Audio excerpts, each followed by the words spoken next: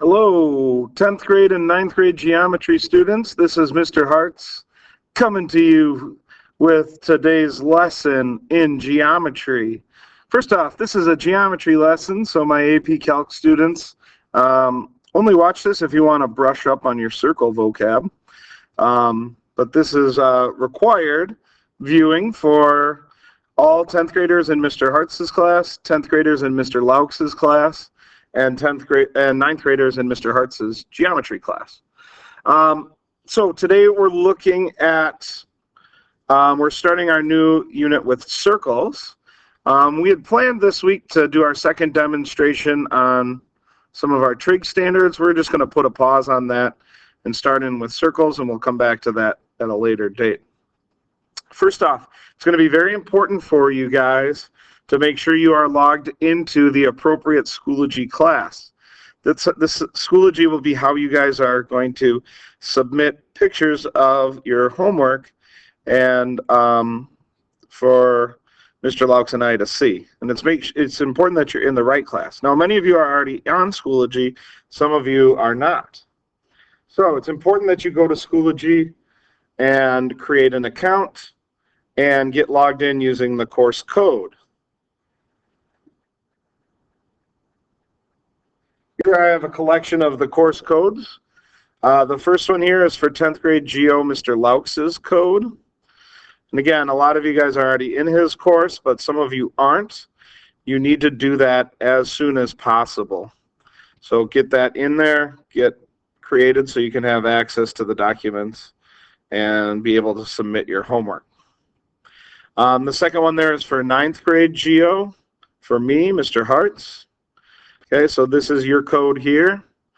I only have 11 out of the 24 of you guys, so I really need you guys to get in there and create that. If you're having troubles, email me, let me know, I can help you through it. And 10th grade Geo, most of you guys are in, but there are still some people who aren't. If you don't remember if you're in or not, just log in, see if you can get to the course. Okay, pause the screen now if you need to write those codes down. Just only write down the code that's specific to your class. Okay, so today we're going to be working on defining and using vocabulary associated with circles. So we first want to talk about what a circle is.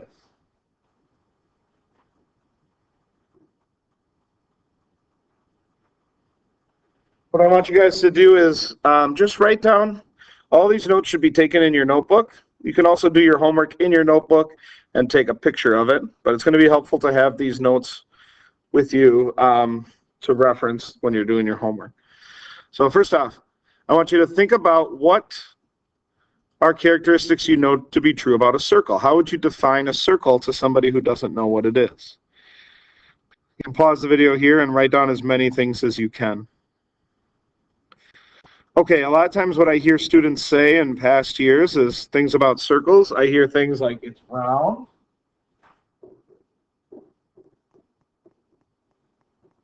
curved.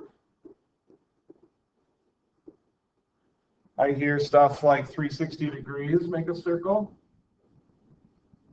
Okay, those are all very good. Okay, but to define a circle, we want to think about, right, because I could draw a round, curved, 360-degree shape, no corners, right, things like that. And I can draw something that we know is not a circle, but an oval or an ellipse. So let's get a better definition for a circle. And here's what it is. Again, if I go too fast, you can always pause the video and write down the definition. A circle is a plane figure, right, that is composed of all points equidistant from the center. So this is the idea of a circle. Every circle is all of the points that are the same distance away from a center point. So in this circle, I'll do my best to estimate where the center is. I'll say it's right about here. So I might say something like point A is the center.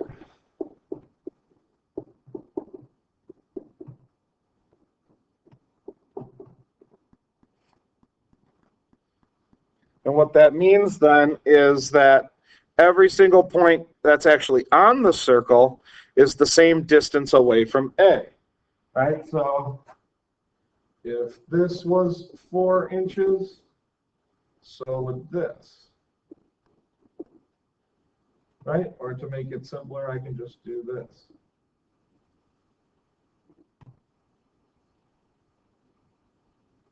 Yeah, so we get this idea that all those things like round and curved and 360 just are a byproduct of A being at the center, and every point on the circle is the same distance away. Okay? The next question I have for you is this. How many degrees, that should say are, how many degrees are in one lap around the circle? Well, most people know this from grade school, but it is 360 degrees to make one lap around the circle.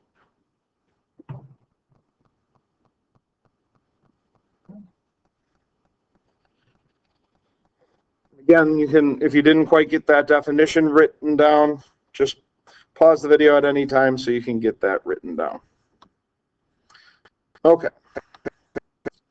Next, we're going to talk about some vocabulary that's associated with a circle. So here's the first one. The first one is called a chord. Now, you may know about chords from in a music sense, but in circular sense, here's what a chord is. A chord is a segment that connects any 2 points on the circles. Okay, I really want to draw your attention to that word segment, because we know a segment has 2 endpoints. Okay. It does not go on forever, right? And both endpoints are on the circle. Okay.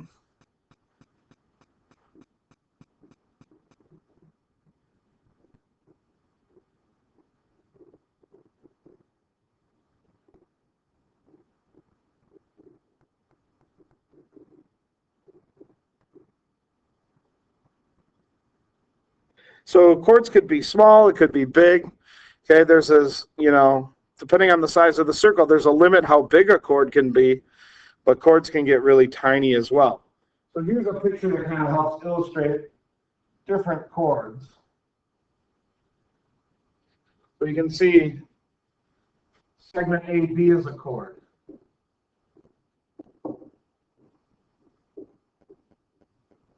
Notice that's how it's a segment. It has definite endpoints, right? Not a line that goes on forever. It's a segment that stops. It has 2 endpoints, both of them on the circle, right? CD is a chord, and EF. They are all chords.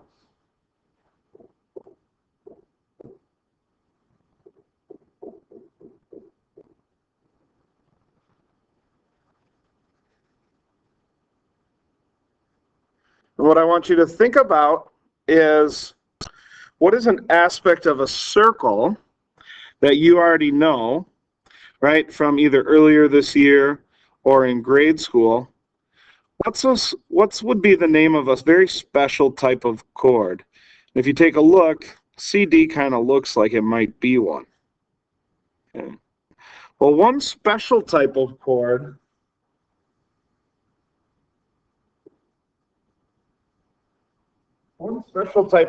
is called a diameter.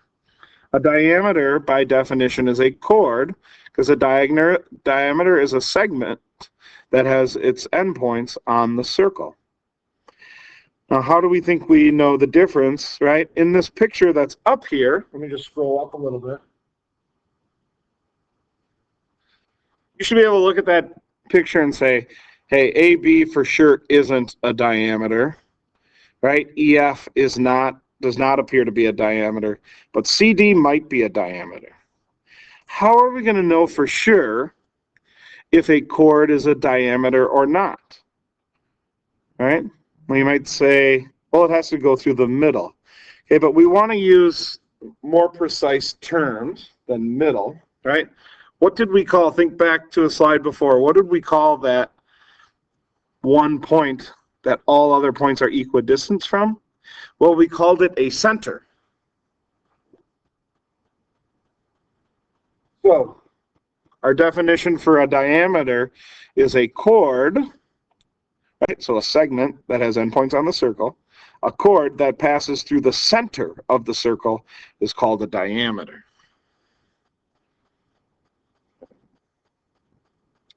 And the diameter, again, passes through the center. And diameter has been important for us because we can calculate circumference based on diameter and things like that. Okay, and a diameter will also then cut the circle into two equal pieces. I have another question for you. Another segment we know about is called a radius. My question for you is this. Is a radius a chord? Well, a radius is definitely a segment, but it is not a chord because it doesn't have both endpoints on the circle. It has one endpoint on the circle and one endpoint at the center. So a radius is not a type of chord, but it is an important vocabulary word associated with circles.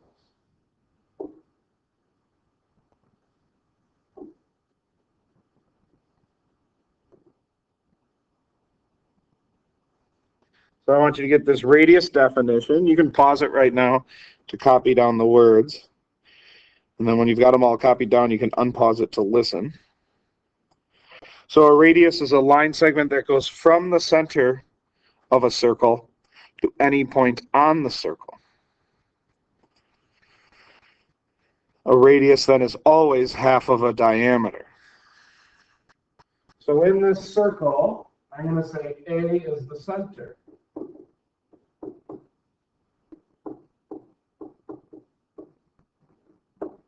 Make sure you get used to using that word center rather than the middle or something like that. Okay, we're always going to use the term center. So my question for you, if A is the center, list a few diameters that you see out here. What are some diameters that you see in this picture?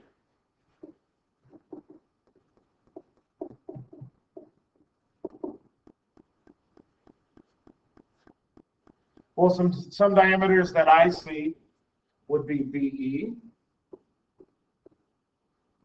BE would be a diameter. So would DG.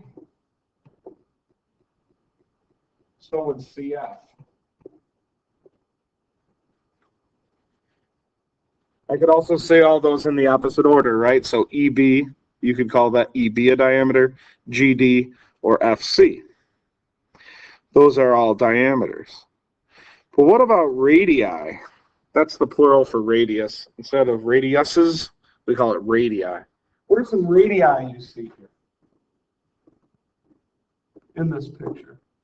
Well, some of the radii I see would be AG, DA,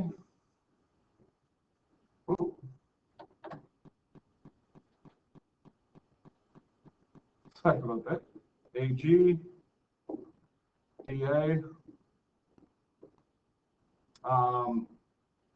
AE,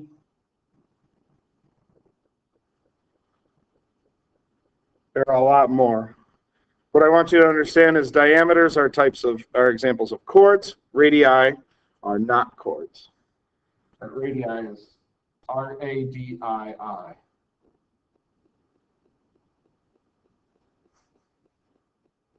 Okay. Let's look at some more vocab associated with circles.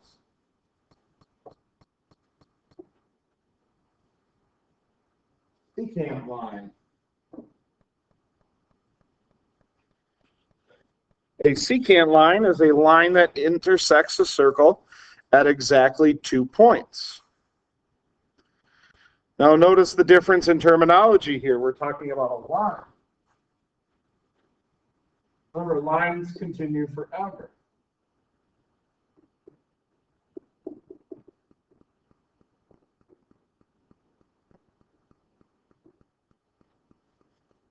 One of the most common misconceptions that people have is the difference between a secant line and a chord, because they look similar. The difference is a secant line is a line, it continues forever, whereas a chord is a segment and its endpoints are on the circle. So let's take a look at what some secant lines look like.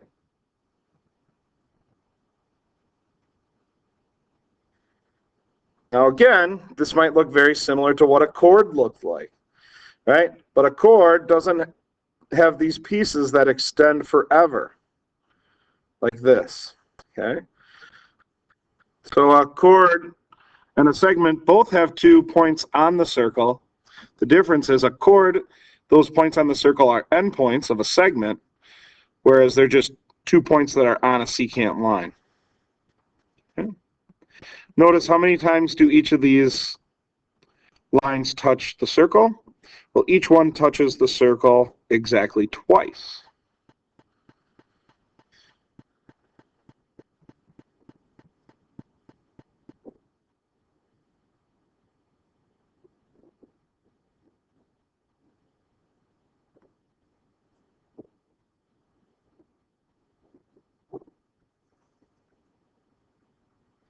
Could you draw a line that touches a circle 3 times?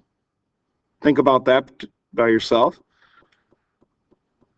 Well, that would be impossible because a line has to go straight and it's not going to, there's no way you could have a line touch a circle 3 times or 4 times or 5 times. It can only touch it 2 times or 1 time or 0 times.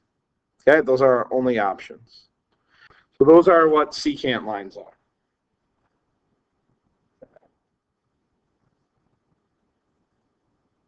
So if a secant line touches twice, the next one we're going to learn about is a line that touches it only once. That's called a tangent line.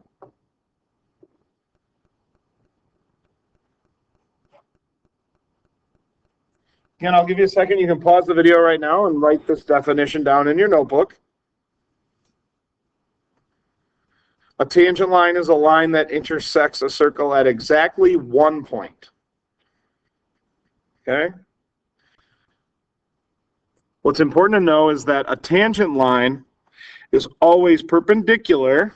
Again, that word means forms a 90-degree angle.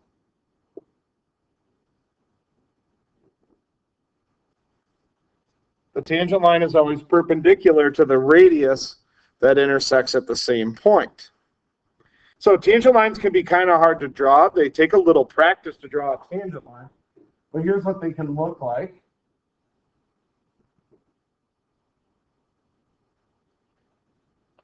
That tangent line comes in and just nicks that circle right on the edge, right? So here would be a tangent line to this circle, because it touches at 1 point right here. I could draw other tangent lines on this circle, like this. I can draw a tangent line over here.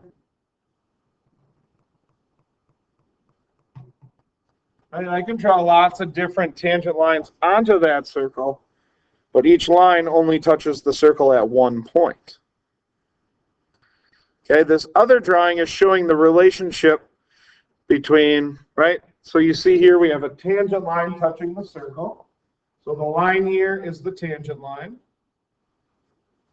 Use my cursor here. This is the tangent line right here. Here is the radius of the circle. And what this is saying is the tangent line is perpendicular to the radius. So these two form a right angle. Right? And it appears like that's a right angle, right? And it always has to be. That's one of our rules. That's a 90-degree angle. This is a 90-degree angle. Okay? If I drew another tangent line up here,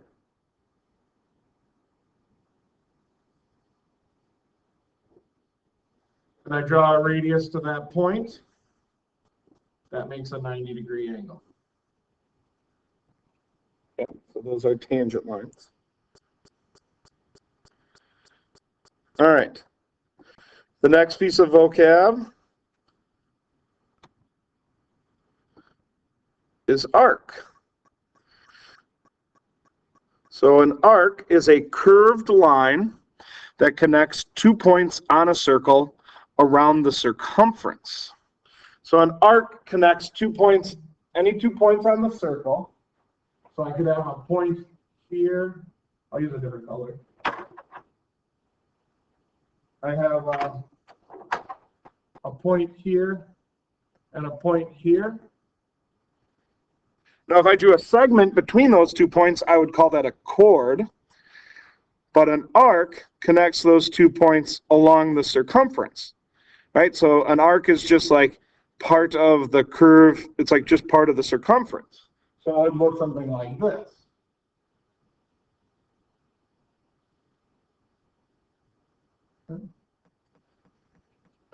So that blue curved line there we would call an arc. Okay. Now there are 2 types of arcs that we're going to talk about. The first one, any 2 points can be connected with a minor arc or a major arc. So if you see here, I use blue for the minor arc. It's the shorter of the 2, and it has to be written with 2 letters. So if I call this point A and this point B, the notation I use would be A, B. And instead of, right, the notation that's used for it is we just draw a little arc on top. So notice that's curved, it's not a straight line, just like an arc is curved and not a straight line. So for a minor arc, we always use 2 letters, and it's the shorter of the 2 arcs, right?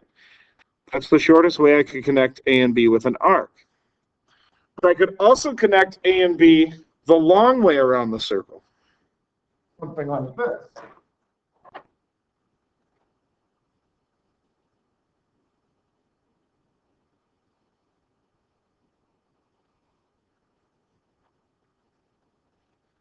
Okay, and that would be called a major arc because it's bigger.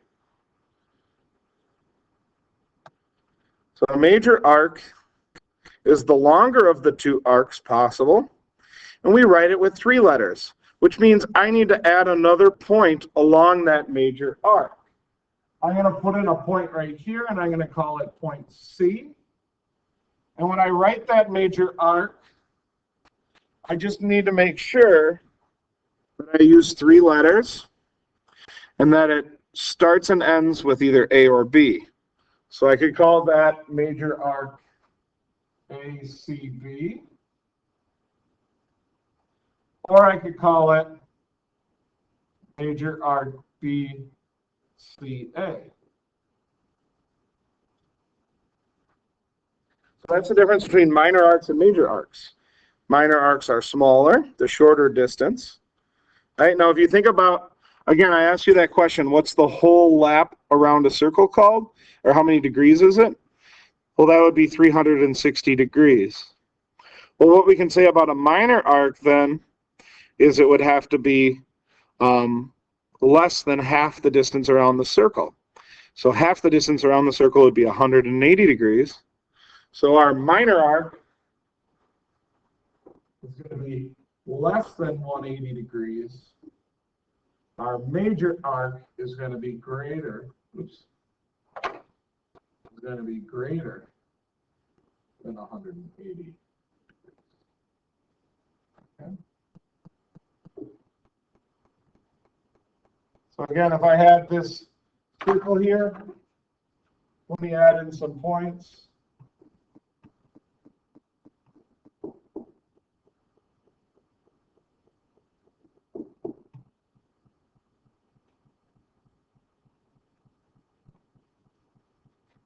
Go ahead and draw this circle into your notes.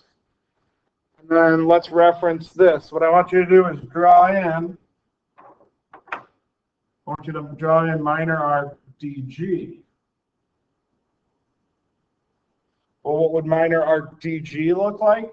Well, it's got to be a minor arc. It's this shorter one that goes like this.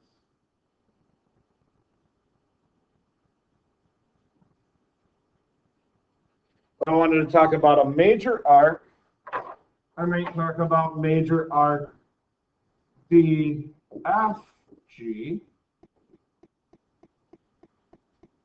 And that would be connecting D to G again, but I got to go the long way through point F. Oops, now it looks like an E.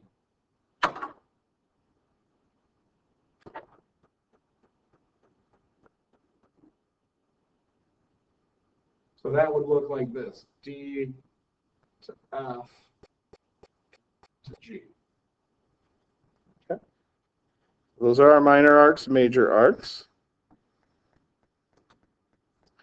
And lastly, the last two things I have for you are about angles. The first type of angle that we're going to need to know about is called a central angle. So it's an angle whose vertex is at the center. Again, the vertex of an angle, that point right there, right where the angle comes together. So the vertex happens to be at the center of the circle. The other type of angle we have is called an inscribed angle. An inscribed angle is an angle whose vertex is on the circle. So the vertex, right, the V part of the angle is touching the circle, versus a central angle, the V part is at the center of the circle. And you can pause it to make sure you get that all written down. And let's take a look at an example here.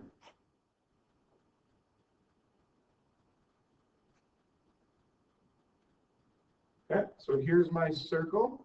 Oops.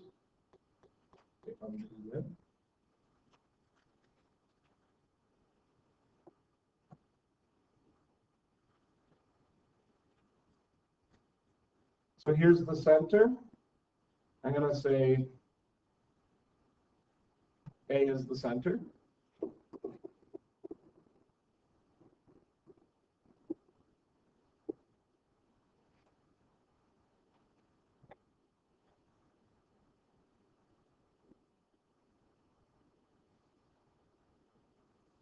So what type of angle is angle BAC? Well, if I notice angle BAC, the vertex is at point A, which is at the center of the circle. So angle BAC is a central angle.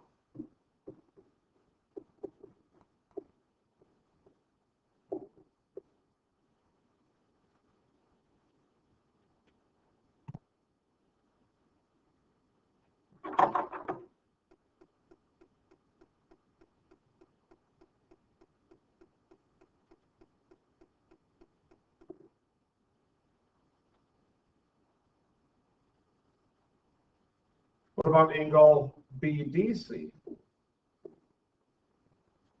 Well, I can say here that angle BDC, vertex is touching the circle at point D there. So any angle whose vertex is on the circle, I'm going to call an inscribed angle.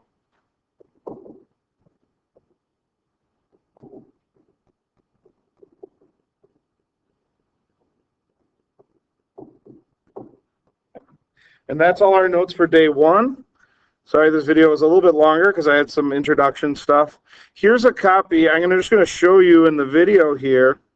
This is a copy of what your homework is going to look like. Now, if you want, you can just pause the video right now and answer this. Right? And how I'm going to have you do homework is you are going to write out the answers to these questions. Go ahead and sketch the picture in there. Take a picture of the work that you did and submit it through Schoology. Okay, so it'll be our day one circle vocab homework that you'll see show up on Schoology. And again, you can pause it here. I'll also include a PDF of this on Schoology so you can look at it there as well. Take a picture and upload it. Okay. What I need you to do is I need you to work on this, right? It's about, well, I'm going to post this video at about 9 in the morning tomorrow. I need you to do this homework, And then I want you to, at about 4 p.m., I'll post the key to it. I want you to check it yourself, score it, and show me a picture of your work scored, right, out of 9 points. So we'll still correct our own work just like we did when we were normally in class. Just be aware here, this right here is that arc symbol. Right, and same here, this is that arc symbol. Okay, so again, make sure you get this completed, and on your own, check it against the key, score it, take a picture and send it in, and we'll do this for a little while here until things go back to normal. All right, guys, I'll talk to you later. Bye.